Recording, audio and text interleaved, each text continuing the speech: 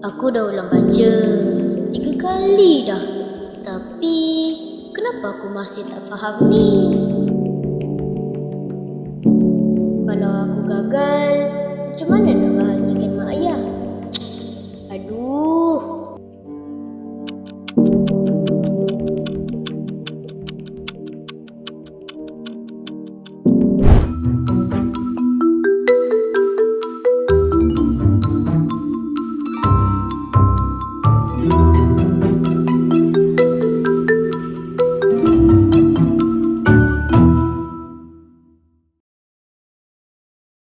Imbas untuk ilmu hanya untuk yang ikhlas mencari?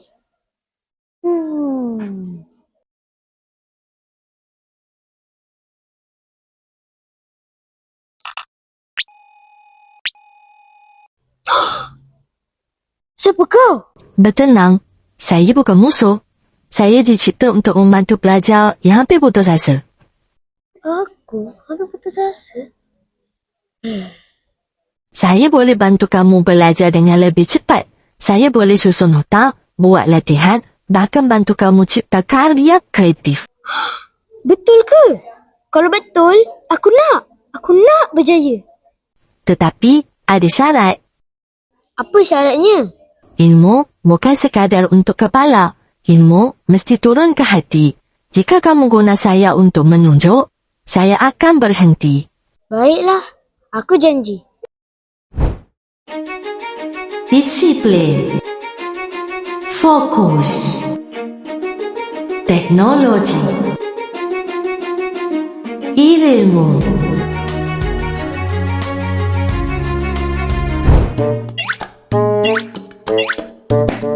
Syah, kau lainlah sekarang. Mana kau belajar sampai laju macam ni? Aku cuma guna peluang. Oh. Kau ni memang genius lah. Tolonglah ajar aku. Belajarlah sendiri.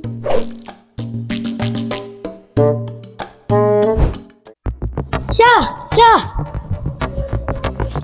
Apa benda? Kau boleh tolong ajar aku tak? Aku betul-betul belalah bab ni. Aku ada benda lain lah nak kena buat. Kau tengok YouTube je lah.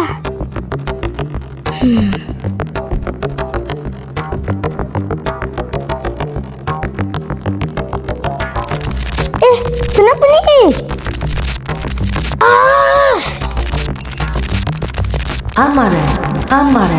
Amaran.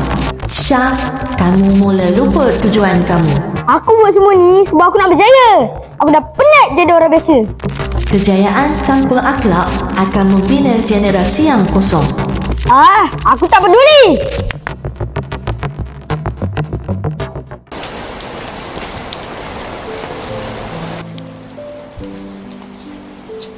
Hai Syah, kenapa duduk sorang-sorang je ni? Saya dah belajar. Saya dah pandai. Saya dah dapat segala-galanya. Tapi saya rasa kosong, cikgu. Syah, teknologi ni dia boleh buat kita jadi pandai.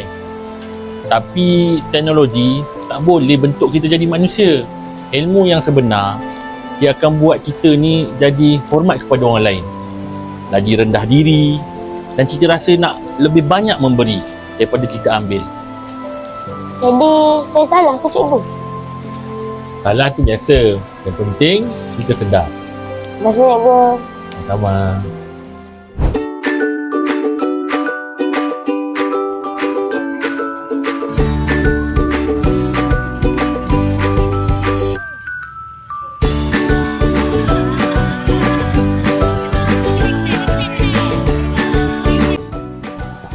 Syah, kau ajar cara paling senang aku faham. Oh, ya ke? Thank you tau. No problem. Kita boleh sama-sama. Kalau aku boleh naik, kau pun boleh. Oh, yes. Ilmu di hati menjadikan kita manusia. Teknologi menjadikan kita lebih berupaya. Tetapi, bila teknologi dan ilmu bersatu, lahirlah generasi yang bukan sahaja bijak, tetapi berakhlak dan berdaya saing.